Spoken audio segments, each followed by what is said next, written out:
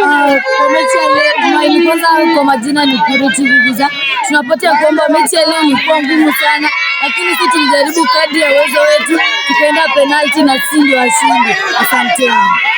Leo ilikuwa ngumu na but tumejaribu tukaenda penalty na but penalty pia tukashinda, na but tunawaambia tu waendelee kutrain, watakuwa tu poa.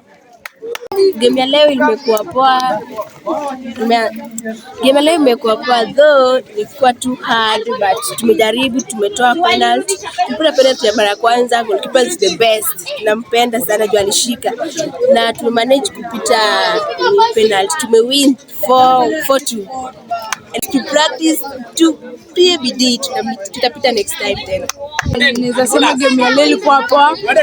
Tumefanya mazido, tukaingia kwa field tukafanya zetu.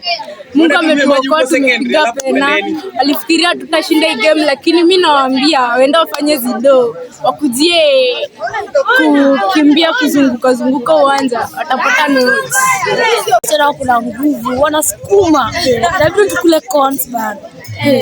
Lakini hata game iko fiti, tumefunga, tumepata hadi wao wamepata penalty but wame lose. Sisi tulijaribu lakini kashindikana. Hii penalty ya mwisho ndio imetusaidia. Sawa, lakini tuta improve baadaye. Na changamoto haikuwa sana. Defense ilikuwa sawa, number 9 ilikuwa sawa, ni but defense wa huko alikuwa hadi vile hatuku score. Tulikuwa tunataka tu score lakini inakuwa hadi wanatoa nje.